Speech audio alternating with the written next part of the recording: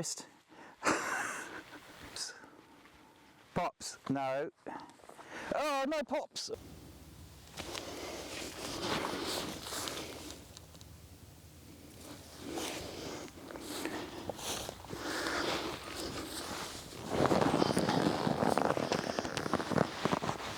Welcome to the first Simple Life Scotland Q&A.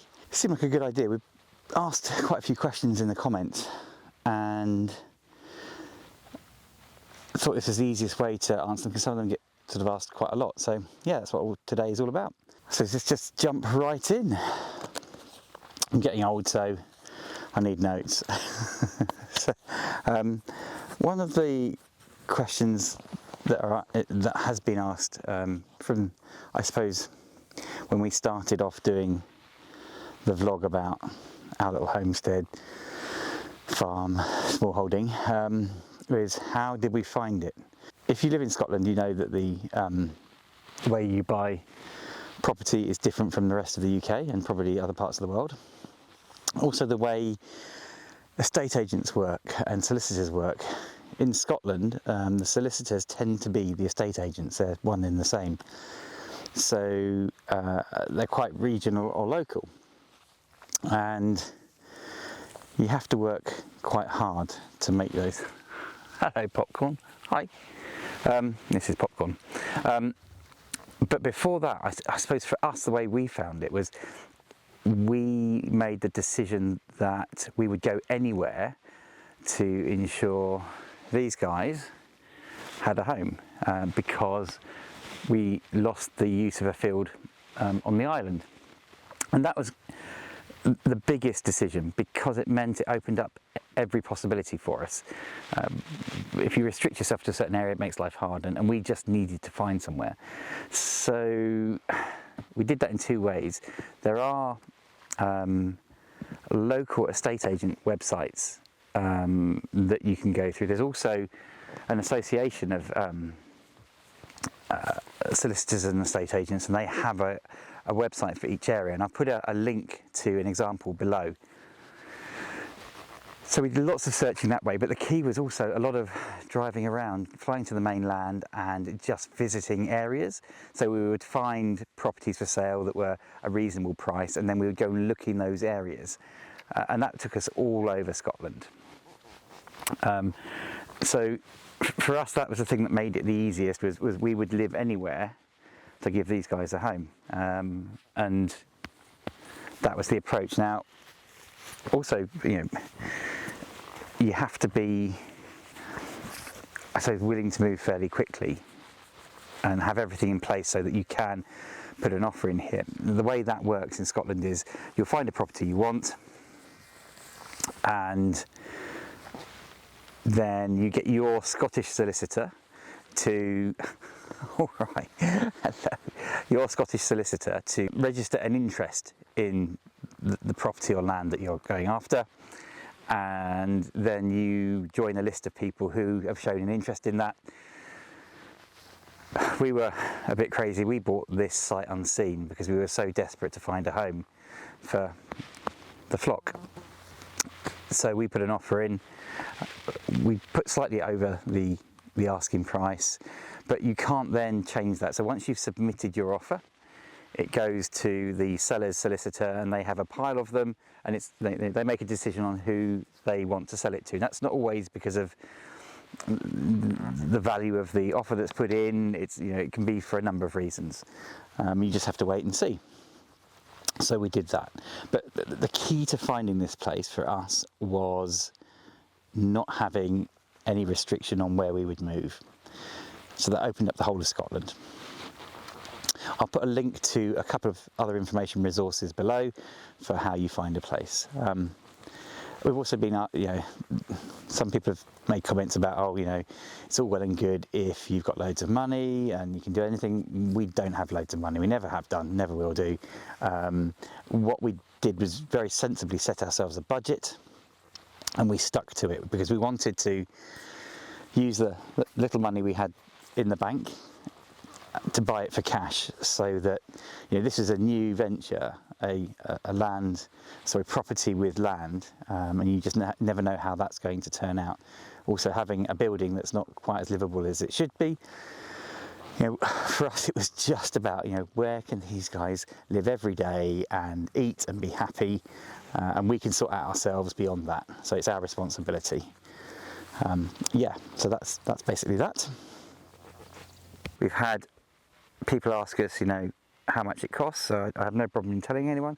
So for us, the total value for the first bit that we bought, which is this 20 acres with the forest on it, that was £135,000 roughly, you know, after all of the legal costs. We found a really great solicitor who just did an amazing job for us, and we now use them for everything that we do.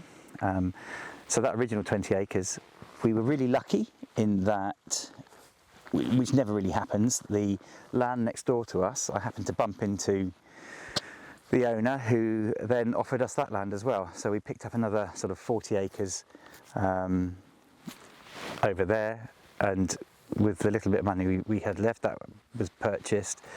We also have another 20 acres, so we're on there 40, 50, 60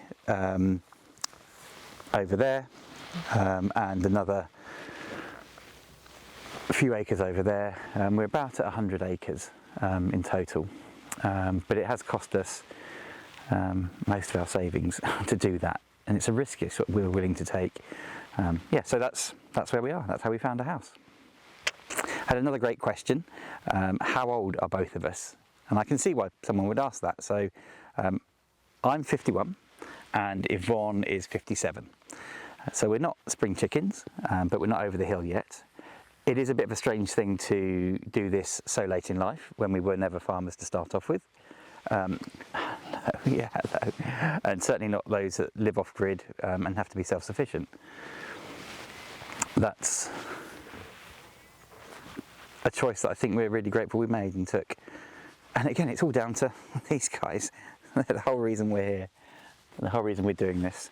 Have to excuse the distraction. It's a hot evening and there's lots of midges around, and they seem to like biting. Another great question. Do we believe we will stay here long term? Absolutely, we'll be here until we pop our clogs. The great thing about being in Scotland is you can actually put a grave on your land. So we are already going through that process to put a spot for our graves in the forest. You are so... Hey, stop it. Come on, Pops. Pops. Pops. Pops. Pops. No. Oh, no, Pops. Oh, Pops. What are you doing? Oh my God, you guys are nuts. You really are. Quick change of venue because Popcorn was fascinated by the camera, so decided he wanted to play with it. Right, where were we? So did we realise when we purchased the farmstead how much money it would cost? Oh no. You know, we had an idea, but nowhere near the sort of cost that you end up, that you incur. I mean, a lot of that is by choice because you want to do a good job. We don't take any subsidies from the government. We don't take any farm subsidies at all. For us, we want to try and demonstrate that you can do it without borrowing or taking money when you have a little bit of savings, but you're not massively wealthy, and then the farm becomes self-sufficient and everything that you make is yours and you don't have to worry. So that's the idea. So yeah, it's cost us a lot more, but in for a penny, in for a pound, it's all been worth it, and it's a hell of a set of experiences. So are we still able to find time for photography? Actually, yes, we are. It's one of our big passions. In fact, we're in the process of doing a photography book that we'll tell everyone about in due course. Really love it, and it's great for telling stories. I mean, YouTube's fantastic, but there's something about that still image that can say so much. So looking forward to publishing that in probably this year. Another question, do we have any conveniences nearby, like village shops or a takeaway? And if not, do we miss them? We have a small town, probably 20-25 minutes drive away, and that has, you know, most of the conveniences that you need. I mean, it's a fair old drive. We're trying to get to be as self-sufficient as possible. We're obviously a long way from that, but each day it's a step closer.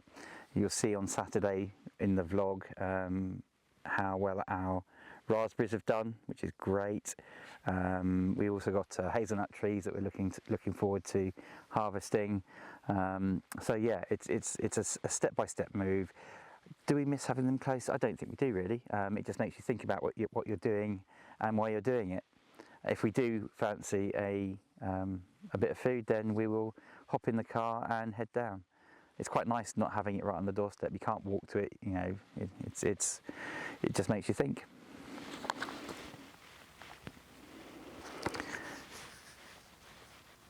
I had a few questions about the